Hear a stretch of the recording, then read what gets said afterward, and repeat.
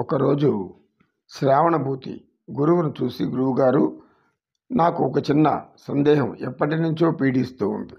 దానిని మీ ముందు ఉంచుతున్నాను అని ఇలా చెప్పాడు.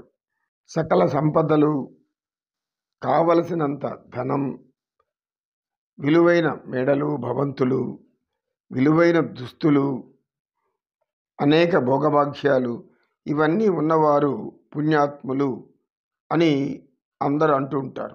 సహజంగా మేము అందరి మధ్యలో తిరుగుతున్నప్పుడు వారు ఎంత పుణ్యం చేసుకున్నారో వారు ఇలాంటి సుఖాలు అనుభవిస్తున్నారు అని కూడా అంటూ ఉంటారు.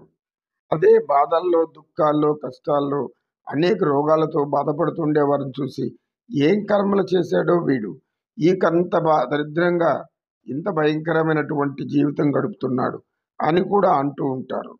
ఇలా జీవన విధానం ఉండడానికి పాపపుణ్యాలే కారణమా, ఇంకేమైనా కారణాలు ఉన్నాయా? దయచేసి తెలపండి అని అన్నాడు శ్రావణభూతి. శ్రావణభూతి, నీవేదో సులభంగా 2 మాటలు అడిగేశావు, కానీ దీనిని వివరించడానికి గొప్ప తర్కం కావాలి, అంతర్గత మదనం కావాలి, మేధస్సును బాగా ఉపయోగించాలి. సహజంగా సమాజంలో పామరులు ఇలానే అనుకుంటూ ఉంటారు. కేవలం డబ్బు, సంపద, సంతానం ఇవన్నీ కూడా ఆనందాన్ని ఇస్తాయి అని ఎంతోమంది భావిస్తూ ఉంటారు. పిల్లలు పుట్టిన వారిని చూసి, వీరు ఎన్ని పాపకర్మలు చేశారో అందుకే వీరికి సంతానమే లేదు, వారసులు కూడా లేకుండా పోయారే అని అనుకోవడం కూడా కద్దే. అయితే మానవులలో అనేక రకాలైన బలహీనతలు కూడా ఉంటాయి. అనేక మంది నీతులు ఎదుటివారి కోసమే చెప్పబడుతున్నాయి, చెబుతున్నారు అని అనుకోవడం సహజమైనటువంటి మానవ స్వభావం. దానిని మనం ప్రవృత్తి అని యోగ భాషలో చెప్పుకున్నాం. ప్రవృత్తి అంటే ఏంటి? వాస్తవాలు తెలియకుండా, సత్యమనే దాన్ని గ్రహించకుండా, సత్య శోధన చెయ్యకుండా, ధర్మం యొక్క స్వభావ స్వరూపాన్ని పూర్తిగా గ్రహించకుండా మాట్లాడే మాటలు ప్రవృత్తి అనేటువంటి ఒక మానసిక భావనలో జీవిస్తూ ఉంటారు. నైతిక విలువలు, నీతులు ఇవన్నీ కూడా సమాజాన్ని సంస్కరించడానికి ఉదయించినటువంటి జ్ఞానం. ఇది దైవజ్ఞానమే. అలాంటి వారు ఎందరో మన భారతదేశంలో అన్ని జాతులలో, అన్ని భాషలలో కూడా ఎంతోమంది తమ స్వీయ అనుభవాన్ని గుర్తు చేసుకొని, తాము అనుభవించిందే కాకుండా ఎదుటివారు అనుభవిస్తున్నటువంటి వారి నుండి కారణాలు గ్రహించి ఈ విషయాన్ని తెలియజేస్తూ ఉంటారు. నీతులు ఎదుటివారి కోసం కాదు, మొట్టమొదట మనం మారాలి. మన మనసులో ఉన్న భావాలు మారాలి. ఎందుకు మారాలి? ఎటువైపు మారాలి? మనం సంతోషంగా, సంతృప్తిగా ఉండటానికి కారణాలేవో ముందు మనం వెతుక్కోవాలి. అలా లేకపోవడానికి కూడా కారణాలు వెతుక్కోవాలి. అదే అంతర్గత సంభాషణ. ఒక సమస్య వస్తే ధనం లేనివాడు మనసులో అనేక రకాలైన అనుమానాలతో, సంఘర్షణలతో జీవిస్తాడు. లోపల తనలో తానే మాట్లాడుకుంటాడు. తనలో తాను ఏమని మాట్లాడుకుంటాడు? ఇది ఎందుకు సంభవించింది? ఇది ఏ కారణం? కొందరేమో అది సరిలేదు, నీకు వాస్తు సరిలేదని ఏవో అనేక రకాల కారణాలు చెప్తారు. నీకు ఆ దోషం, ఈ దోషం అన్నీ ఉన్నాయి, ఇలాంటి దోషాలు పోవాలంటే పరిష్కారాలు చేసుకోవాలి అని చెప్పేవాళ్ళు కూడా అధికంగా ఉంటారు. తమలో ఉన్న లోటుపాట్లను మాత్రం ఎవరు వెతుక్కోరు. నీవన్నట్లు ఇప్పుడు సంపదలు, భోగభాగ్యాలు, భవంతులు, విలువైన దుస్తులు, సమాజంలో గౌరవం ఇవన్నీ కూడా పుణ్యాత్ములు అని చెప్పుకోవడానికి అసలు కారణమేమీ ఉండదు. కర్మ సిద్ధాంతాన్ని అనుసరించి మనం ఇక్కడ తెలుసుకోవాల్సింది ఏమిటంటే, వారు ఇలాంటి వాటిని అనుభవిస్తున్నారు అంటే ఎప్పుడో ప్రారాబ్ధ కర్మలు లేదా సంచిత కర్మల నుండో వారికి పుణ్యం అనేది లభించి ఇలాంటివి లభించి ఉంటాయి అని పండితులు చెబుతూ ఉంటారు. ఇక కష్టాలు, బాధలు, రోగాలు ఇవన్నీ కూడా పాపకర్మలు చేసిన వారు అనుభవించేటటువంటి బాధలే. ఆ కర్మలు వారు ఇదివరకే చేశారు కనుక దాని ఫలితాలను ఇప్పుడు అనుభవిస్తున్నారు అని కూడా పండితులే చెప్తారు. అయితే ఇవన్నీ కూడా వాస్తవానికి మనలో ఉన్నటువంటి ఒక మనోభావనలలో లీనమైపోయినటువంటి అభూత కల్పనలు. ఈ అభూత కల్పనలన్నీ కూడా పుణ్యపాపాలను నిర్ణయించి వారిపై నెట్టివేస్తూ ఉండడం అనేది మానవులలో జ్ఞానం పూర్తిగా వికసించలేదు అని తెలుసుకోవాలి. అన్నీ ఉన్నవారందరూ కూడా సంతోషంగా ఉన్నారా అనే ప్రశ్నకు జవాబు ఎక్కడా దొరకదు. ఎందుకు అంటే ఎవరు వారి యొక్క లోపలికెళ్ళి వారి అంతర్గత జీవితంలో, వారి సొంత జీవితంలో గమనించి చెప్పలేరు. సత్యమేమిటో ఎవరికి వారే తెలుసుకుంటారు. తెలుస్తుంది కూడా. సత్యం తమకు తెలుసు. తమలో ఏముందనేది అందరికీ తెలుసు.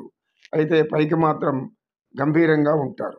అనేక సమస్యలు, నీవు చెప్పినట్లు అనేక బాధలు అనుభవించే వారంతా కూడా ఇది ఏమి కర్మ, నాకు ఈ కర్మ ఎందుకు సంభవించింది, నేనేం పాపం చేశాను అని భావిస్తూ ఉంటారు. ఇవన్నీ కర్మ ఫలితాలు అనుకున్నా కూడా ప్రస్తుతం ప్రశాంతంగా ఉండడం మన చేతుల్లో ఉంది అనేటువంటి భావన మాత్రం వాళ్ళలో కలగదు. ఎప్పుడు కూడా అందరూ ఎదుటి వారితో పోల్చుకొని మాత్రమే చూస్తూ తమ జీవితాన్ని బాధాకరంగా మార్చుకుంటూ ఉంటారు. అది ఉన్నవారు కానీ లేనివారు కానీ.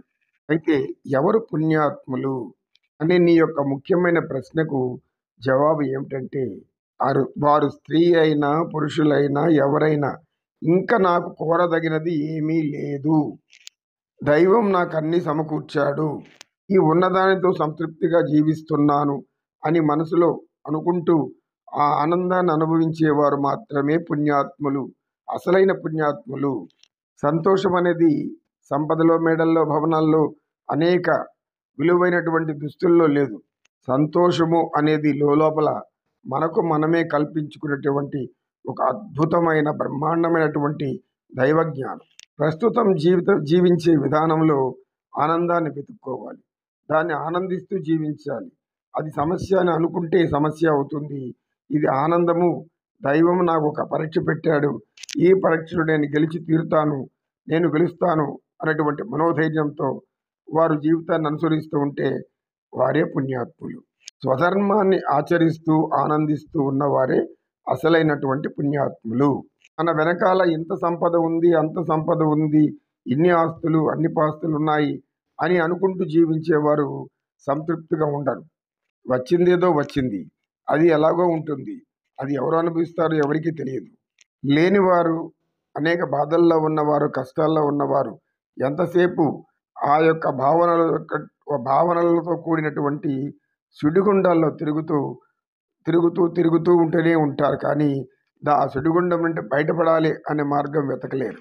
జ్ఞానం ఏం చెబుతుంది అంటే ప్రతి మానవుడి యొక్క జీవితం, స్త్రీ అయినా పురుషుడైనా, జీవన పోరాటంతోనే కొనసాగుతూ ఉంటుంది.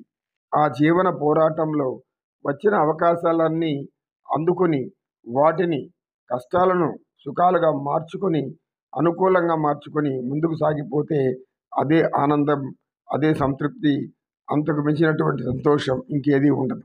భగవంతుడు అందరికీ అవకాశాలు ఇస్తాడు. అన్ని విధాల సంతోషంగా ఉండమనే చెబుతాడు. ఇది దైవ జ్ఞానం. అయితే తమకెదురైన చిన్న సమస్యను కూడా అది ఒక పెద్ద భూతార్థంలో పెట్టి ఒక భూతంలాగా చూసుకొని భయపడుతూ కూర్చుంటే ఎవరు ముందుకు పోలేరు. ఎప్పుడు కూడా ఇలాంటి భావనలతోనే జీవిస్తూ తమ జీవితాన్ని నరకప్రాయం చేసుకుంటూ ఉంటారు తప్ప ఇందులోంచి బయటపడాలి అంటే దానికి మార్గాలు వెతకరు. నీకు ఒక దారిలో సమస్య ఎదురైంది, ఆ దారి మార్చు, ఇంకొక దారిలో పో, ఇంకొక దారిలో ప్రయత్నించు. ఏదో ఒక దారిలో నీకు ఒక అద్భుతమైన ఆనందం, సంతోషం ఖచ్చితంగా లభించే తీరుతుంది అని చెబుతుంది జ్ఞానం. కావలసిందల్లా నీవు ఆ మార్గం వైపు చూడడమే, ఆ వెలుగుని వెతుక్కోవడమే కావాలి. ఉన్న జీవితం ఏదో ఉన్ననే ఉంటుంది. దాన్ని మార్చుకోవాలనేది అందరి చేతుల్లోనూ ఉంది. మారకపోతే మనిషి జీవితం ఎప్పుడు కూడా ప్రశాంతంగా మారదు. ఇది ఉన్నవారైనా లేనివారైనా ఎవరైనా సరే ఒక చిన్న రోగం వచ్చింది, ఆరోగ్య సమస్య వచ్చిందంటే దానికి భగవంతుడు చెప్పి ఉన్నాడు, వైద్యో నారాయణో హరి. జబ్బు వస్తే వైద్యం తీసుకోవాలి, కానీ వచ్చిందని బాధపడుతూ కూర్చుంటే ఏం ప్రయోజనం? అందరూ ముఖ్యంగా తెలుసుకోవాల్సింది కష్టాలు, కన్నీళ్ళు, బాధలు ఇవన్నీ జీవితం కాదు. ప్రతి క్షణాన్ని ఆనందంగా అనుభవించడమే జీవితం. మరికొందరైతే దైవాన్ని పూజిస్తున్నాను, దైవాన్ని ఆరాధిస్తున్నాను, నేను నిత్యం ఆయన్ని అనేక దీప నైవేద్యాలు పెట్టి ఆరాధిస్తున్నాను, అయినా నా జీవితం మారలేదనుకుంటారు. మారలేదు, ఇన్ని పుణ్యాలు చేస్తూ, ఇన్ని మంచి పనులు చేస్తూ నేను మారలేదు అనుకునేవారు ఎప్పుడు కూడా వారిలో మార్పు రాదు.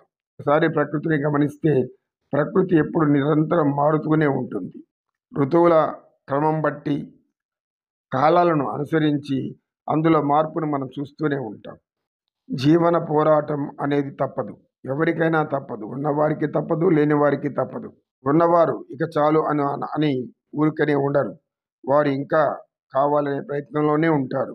లేనివారు ఉన్నవారితో పోల్చుకొని అయ్యో, కుయ్యో, ముర్రో అనుకుంటూ జీవిస్తారే తప్ప ఉన్న జీవితాన్ని సంతోషంగా అనుభవించలేరు. కనుక మొట్టమొదట మనలో మార్పు ఏది కావాలంటే పోల్చుకోవడం. లేనివారు తమకన్నా ఇంకా హీనంగా బతికే వారిని తలుచుకొని అలా పోల్చుకోరు. ఉన్నవారితోనే పోల్చుకుంటూ ఉంటారు. అప్పుడే అసలు సమస్య అంతా ప్రారంభమవుతుంది. ఈ ప్రతినిత్యం ప్రతి మానవ కుటుంబంలో జరిగేటువంటి సంఘర్షణే. దైవాన్ని మనం అది ఇది అనేక రకాల కోరికలు కోరుతాం. అయ్యో, నా కోరికలన్నీ దైవం తీర్చలేదు అని దైవాన్ని నిందిస్తాం. కానీ మనకు తెలియని సత్యం ఏమిటంటే దైవం మనం కోరినటువంటి అన్ని కోరికలు కూడా దైవం తీర్చలేదని కాదు. నీవు సంతృప్తిగా జీవించడానికి దైవం నీకు అన్నీ ఇచ్చాడు అని ఆనందించడమే కావాలి. దైవం నీవు కోరినన్ని అన్నిటినీ ఇవ్వడు. కానీ నీకు ఏది ఇస్తే నువ్వు సంతోషంగా జీవిస్తావో అది మాత్రం తప్పకుండా ఇస్తాడు. అయితే అక్కడ సంతోషం ఉందని తెలియకుండా మనం దైవాన్ని నిందిస్తూ ఇంకా ఇంకా ఇంకా ఇంకా అనే ముందుకు పోవడమే తప్పితే ఉన్నది ఏమిటి, ఇప్పుడు దానిని ఎలా అనుభవించాలి అనేటువంటి ఆనందాన్ని మర్చిపోతున్నారు. కనుక జీవన గమ్యాన్ని తెలుసుకోవాలి. గమ్యస్థానం చేరాలి అంటే ఉన్నదానితో సంతృప్తిగా జీవించడమే, ఆనందంగా ఉండడమే, అదే పుణ్యం. వారినే పుణ్యాత్ములు అంటారు. ఒక కూలివాడు రోజంతా కూలి పనులు చేసి ఇంటికి వచ్చి రాత్రిపూట తన భార్య చేత అంత అన్నం తిని హాయిగా పడుకోగానే నిద్ర వచ్చేస్తుంది. వారే పుణ్యాత్ములు. ఎంత ఉన్నా రాత్రులు నిద్ర పట్టక ఏవేవో ఆలోచనలతో గడిపేవారు పుణ్యాత్ములు కారు. కనుక పాప పుణ్యాలు అనే వాటిని మనసులో పెట్టుకొని ఉన్న సంతోషాన్ని పోగొట్టుకుంటే మబ్బులో నీరు చూసి ముంతలో ఉన్న నీటిని పారబోసినట్లే అవుతుంది. కనుక శ్రావణభూతి లోకో భిన్న భిన్న రుచి. మానవ జాతి అంతా ఒకే రకంగానే పరమాత్మను సృష్టించాడు. అయితే మానవులు మాత్రం దైవం తమను వేరువేరుగా సృష్టించాడని భావిస్తూ ఉంటారు. ఇది అజ్ఞానం. అసమానతలు, సమానతలు అన్నీ కూడా సమాజంలో సిద్ధాంతాలను బట్టి రూపుమారుతూ ఉంటాయి. పేద గొప్ప అనే రెండు తేడాలు ఎప్పటికీ ఉండనే ఉంటాయి. ఆ తేడాలు గమనిస్తూ పోరాటంతో మన స్థితిని మర్చిపోయి ఉన్నటువంటి జీవితాన్ని నరకప్రాయం చేసుకోకూడదు. చద్ది అన్నం తిని ఆనందించేవారు ఎంతోమంది ఉన్నారు. పంచభక్ష పరమాణాలు తమ ముందున్న ఇంకేదో లేదు, ఇది ఇంకేదో వెలితి అనేటువంటి ఆ వెలితి భావన వారి మనసులో ఉంటే వారు నిజమైనటువంటి పుణ్యాత్ములు కారు. కనుక శ్రావణభూతి సంతృప్తి అనేది మానవుల్లో నిత్యం ఎవరిలో అయితే ఉంటుందో, నిద్ర లేచినది మొదలు పడుకునే వరకు తాను సంతృప్తిగా జీవిస్తున్నాను, నాకు ప్రశాంతతగా ఉన్నాను అనుకునేవారే అసలైన పుణ్యాత్ములు. ఓం తత్సత్.